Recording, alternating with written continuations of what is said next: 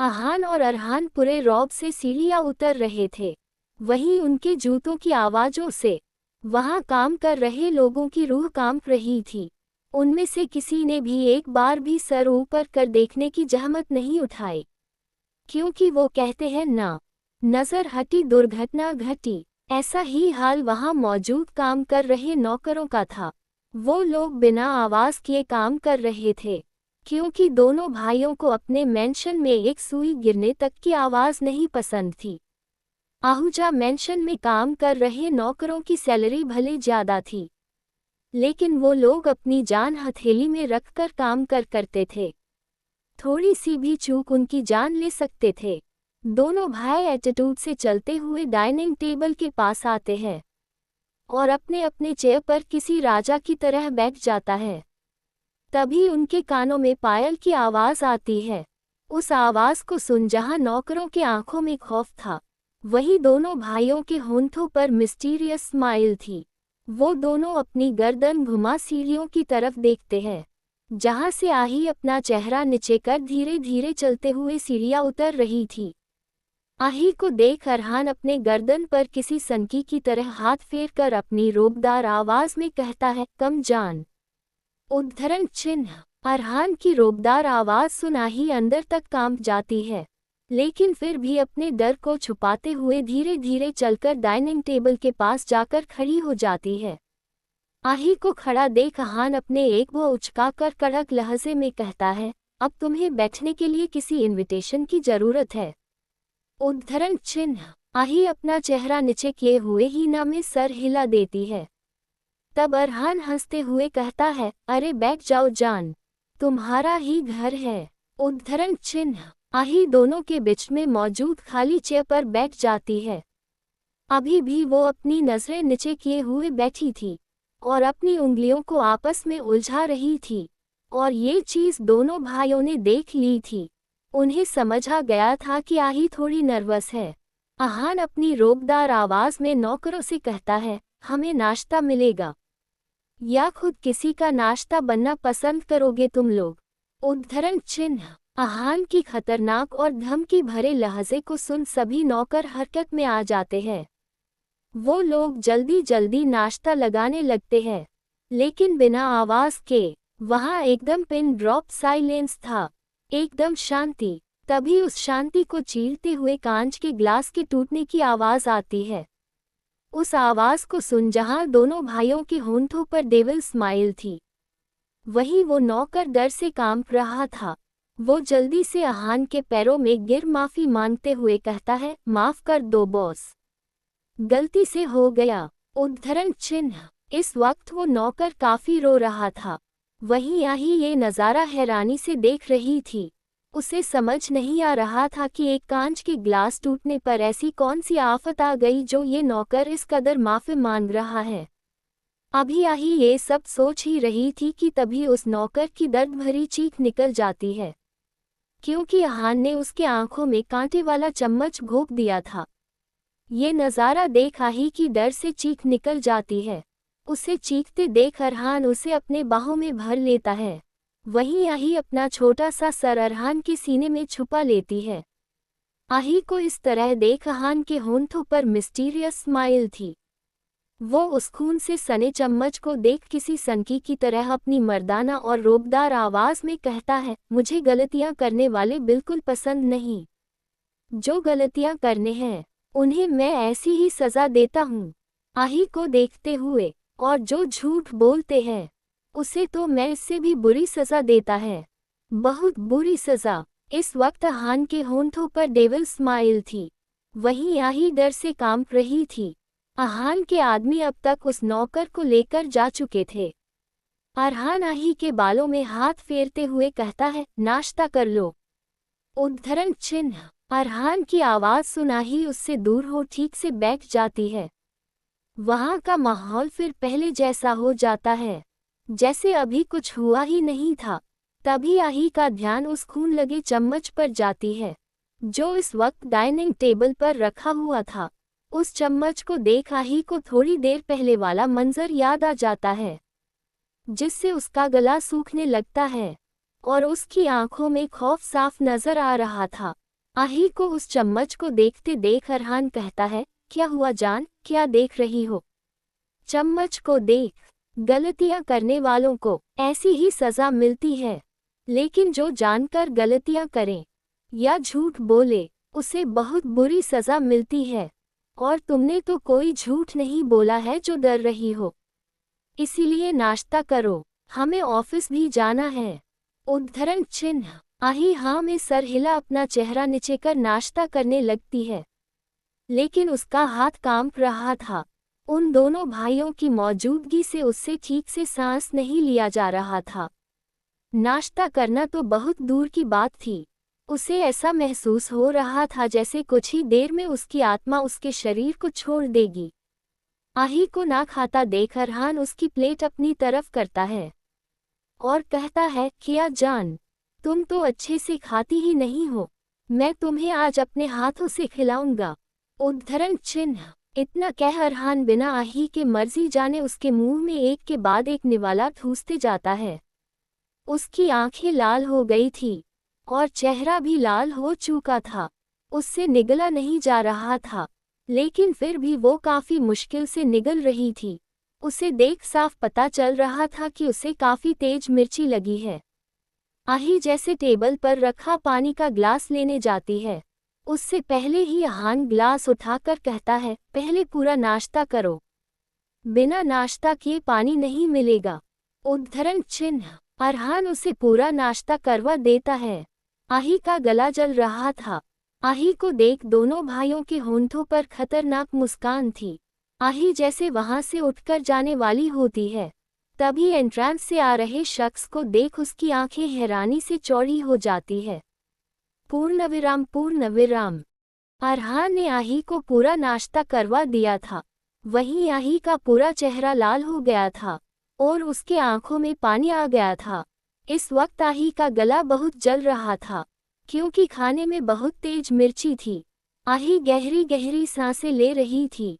वहीं दोनों भाइयों के चेहरे पर डेविल स्माइल थी, जैसे उन्हें आही की हालत पर दया नहीं बल्कि सुकून महसूस हो रहा है।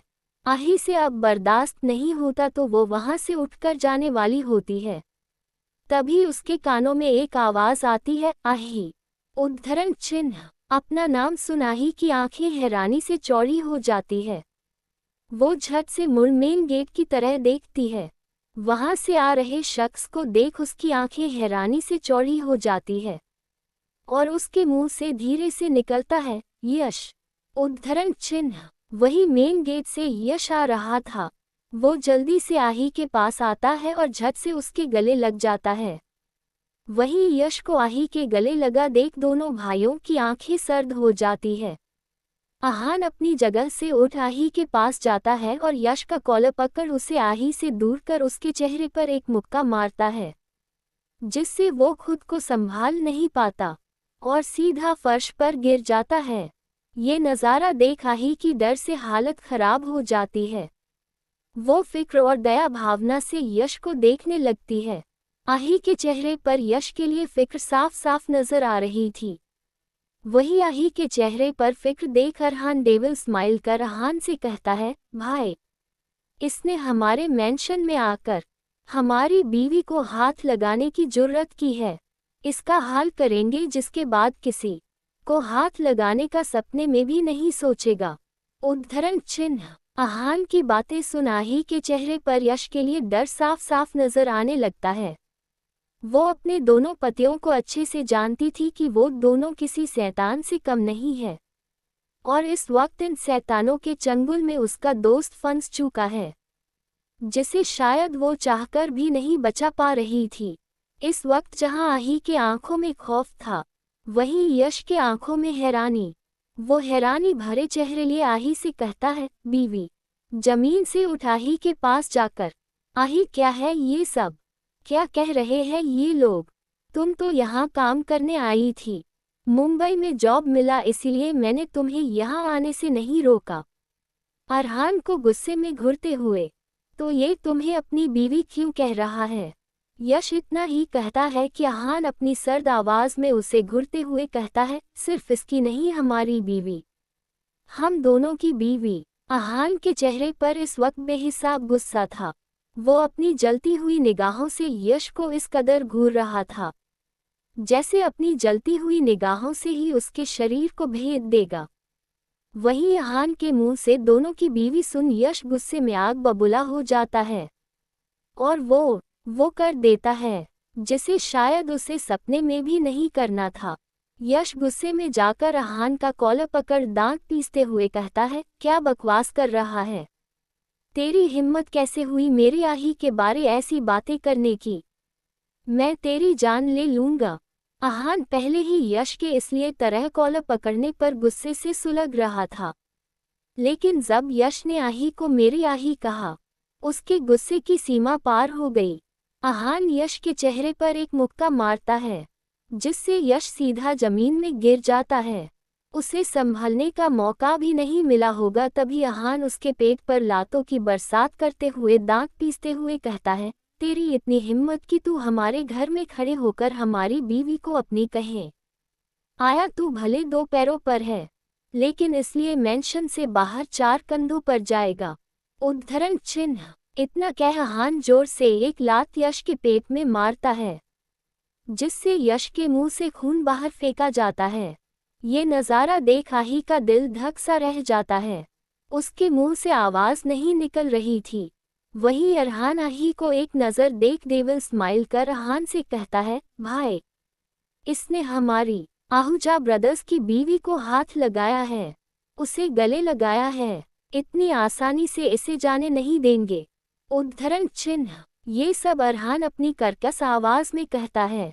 उसकी आवाज इतनी खतरनाक थी कि अच्छों के पसीने छूट जाए। यश की हालत काफी बुरी थी। उसे देख ऐसा लग रहा था मानो उसमें जान ही ना हो। वो इस वक्त लहूलुहान हुआ फर्श पर पड़ा था। वहीं उसे देख आही की मुठियां कस जाती है। इस वक्त वो खुद को बहुत असहाय महसूस कर रही थी। वो काफी मुश्किल से अपने आंसुओं को रोक रही थी, लेकिन तभी आहान ऐसा कुछ करता है जिससे आही अब और खुद को कंट्रोल नहीं कर पाती। आहान अपनी कमर से गन निकाल यश की तरफ पॉइंट करते अपनी सर्द आवाज में कहता है, बहुत बड़ी गलती कर दी तूने। मेरे मेंशन आकर और मेरे कॉलर पकड़ अपनी मौत के मुंह में तू खुद आया है। अब ऊपर जाकर अच्छे से आहूजा ब्रदर्स के बारे जानकारी इकट्ठा करना। अरहान डेविल स्माइल कर कहता है, और ऊपर जाकर भगवान से ये भी कहना कि दोबारा आहूजा ब्रदर्स से मुलाकात न करवाए, वरना हम तुझे वापस उनके पास भिजवा देंगे। अब अलविदा कह दो सबको। उद्धरण चिन्ह। आहान जैसे ट्रिगर दबाने वाला होता है, तभी आही जल्दी से जाकर यश के पास बैठ रोते हुए दोनों भाई को अपनी गुस्से से लाल आंखों से देखते हुए कहती है, आप दोनों इंसान हैं या हैवान? दया नाम की चीज नहीं है आप लोगों के अंदर। इंसानियत मर चुकी है क्या आप लोगों के अंदर? एक निर्दोष पर जोर आजमाकर क्या साबित करना चाहते हैं आप लोग कि आप लोग बहुत ताकतवर है?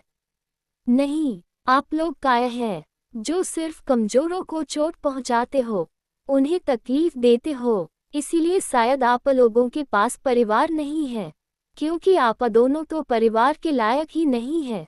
आही ने गुस्से में कुछ ज्यादा ही कह दिया था, लेकिन जब उसे एहसास होता है कि उसने क्या कहा तब तक बहुत देर हो चुकी थी, क्योंकि धनुष से निकला बाण और मुंह से निकले शब्द वापस नहीं आते हैं। पूर्णविराम पूर्णविराम। यश इस वक्त अधमरा सा फर्श पर पड़ा था। उसके मुंह से खून निकल रहा था, क्योंकि आहान ने उसे काफी बुरी तरीके से मारा था।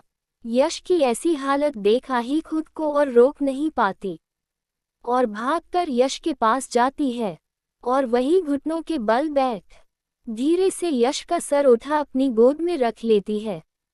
इस वक्त आही की बड़ी बड़ी आंखों से मोतियों की तरह आंसू बह रहे थे। वो अपने दुपट्टे के छोर को यश के चोट पर रख उसके सर से निकल रहे खून को साफ कर रही थी।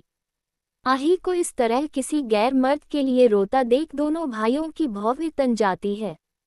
आखिर दुनिया का कौन ऐसा पति होगा जो ये बर्दाश्त करेगा कि उसकी बीवी किसी और के लिए फिक्र जताए, किसी और की परवाह करें, वो भी उनके सामने। आही रोते हुए यश के गाल पर हाथ रखकर कहती है, तुम फिक्र मत करना यश, तुम जल्दी ठीक हो जाओगे। हम अभी हॉस्पिटल जाएंगे, तुम्हें कुछ भी नहीं होगा। उद्धरण चिन्ह। इतना कह वो फिर से रोने लगती है। वहीं आही को इस कदर रोते देख अरहान डेविल स्माइल कर व्यंग से कहता है, क्या बात है जान, अपने पतियों के सामने ही किसी गैर मर्द। एक पल रुक, ऊप्स सॉरी, अपने पतियों के सामने ही अपने यार के साथ अय्याशी करते तुम्हें जरा भी शर्म नहीं आ रही है। उद्धरण चिन्ह। अरहान की बातें आही को तीर की तरह चुभ रही थी। वो अपनी लाल आंखों से उसे देखते हुए कहती है, आप लोग किसी मिट्टी के बने हो। आपके अंदर जरा भी दया भावना नहीं है। आखिर क्यों कर रहे हैं आप लोग मेरे साथ ऐसा? क्या बिगाड़ा है मैंने आप लोगों का? क्यों मुझे सुकून से नहीं जीने देते आप लोग? इतना कह आही फफक फफक कर रोने लगती है। तभी अरहान उसके पास पंजों के बल बैठता है और उसके चेहरे पर उंगलियां फिराते हुए किसी सनकी की तरह पूरे जुनून के साथ कहता है, हम तुम्हें कैसे सुकून से जीने दे जान, जबकि 6 सालों से तुम हमारा सुकून चुराकर बैठी हो। उठते जागते सोते बस तुम्हारी ही यादें जहन में घूमती रहती है। लेकिन अब तुम हमारे पास हो और हम तुम्हें कहीं नहीं जाने देंगे। अरहान की बातें सुना ही एक पल के लिए अंदर तक कांप गई, लेकिन फिर जल्दी ही खुद को संभालते हुए उसका हाथ गुस्से में झटक उसके आंखों में देखते हुए कहती है, काय है आप लोग? बुज्जिल है जो एक अकेली लड़की पर जोर आजमाते हैं। अगर मेरा यश ठीक होता तो आप लोगों को आपकी औकात याद दिला देता। उद्धरण चिन्ह। इस वक्त आही गुस्से में कांप रही थी। वहीं आही की बातें सुन अरहान जोर जोर से हंसने लगता है। उसकी हंसी काफी डरावनी थी, जो उस शांत विला में गूंज रही थी। वहीं अरहान के होंठों पर भी डेविल स्माइल थी। वो अपने हाथ में पकड़े बंदूक की नोक से आईब्राव खुजाते हुए कहता है, क्या जान, बातें भी ऐसी कर रही हो जिसका कोई लॉजिक नहीं है। अपनी जलती हुई निगाहों से एक नज़र यश को देख। तुम्हारा ये यश हमारा मुकाबला करेगा, जो खुद अधमरा पड़ा अपने जिंदगी के सेकंड गिन रहा है। इतना कह अरहान भी व्यंग भरी हंसी हंसने लगती है। उन दोनों भाइयों की हंसी आही को चुभ रही थी, इसीलिए वो गुस्से में उन्हें वो कह देती है जिसे कहने का ख्याल उसे अपने सपने में भी नहीं लाना था। आही गुस्से में दांत पीसते हुए दोनों से कहती है, आप दोनों इंसान हैं या हैवान? दया नाम की चीज नहीं है आप लोगों के अंदर। इंसानियत मर चुकी है क्या आप लोगों के अंदर? एक निर्दोष पर जोर आजमाकर क्या साबित करना चाहते हैं आप लोग कि आप लोग बहुत ताकतवर है? नहीं, आप लोग काय है जो सिर्फ कमजोरों को चोट पहुंचाते हो, उन्हें तकलीफ देते हो। आप लोग कभी किसी का दर्द नहीं समझ सकते, ना किसी अपने को खोने पर कैसा लगता है ये समझ सकते हैं। इसीलिए शायद आप लोगों के पास परिवार नहीं है, क्योंकि आप दोनों तो परिवार के लायक ही नहीं है। अच्छा ही हुआ जो आप लोगों के पास परिवार नहीं है, क्योंकि आप जैसे हैवानों को जन्म देने पर आपकी माँ खुद अपनी जान दे देती। आही इतना ही कहती है कि अरहान तेज आवाज में कहता है, बस। उद्धरण चिन्ह। अरहान की तेज आवाज सुन आही अंदर तक कांप जाती है। उसे अब एहसास होता है कि उसने गुस्से में कुछ ज्यादा ही बोल दिया जो उसे नहीं बोलना था। वो एक नज़र अरहान को देखती है, जिसकी आंखें सुर्ख लाल थी, जैसे अभी उसमें से खून की धारा बहेगी। अरहान की लाल आंखें देख आही की जान हलक में आ चुकी थी, क्योंकि अब उसे पता था कि उसके सामने मौजूद शैतान उसे नहीं छोड़ने वाला है। अरहान गुस्से में आही के पास आता है और उसके बालों को अपनी मुट्ठियों में जकड़ दांत पीसते हुए कहता है, बहुत जबान खुल रही है ना तेरी। अपने आशिक, अपने यार को देख बहुत पर निकल आए है तेरे। कितनी रातें रंगीन की है इसने तेरी, जो तू अपने पतियों के सामने किसी गैर मर्द की तरफदारी कर रही है, किसी गैर मर्द के लिए हमसे बगावत पर उतर आई है। उद्धरण चिन्ह। अरहान के कहे एक एक शब्द आही को अपने सीने पर खंजर की तरह चुभ रहे थे। वहीं अरहान ने उसके बालों को अपनी मुट्ठियों में इतनी जोर से जकड़ रखा था कि आही को काफी दर्द हो रहा था, क्योंकि हाल ही में उसके साथ इतना बड़ा हादसा हुआ था और उसके बाद इतना सारा ट्रॉमा, अपने पतियों की इतनी कड़वी बातें। आखिर वो कैसे सुन सकती थी?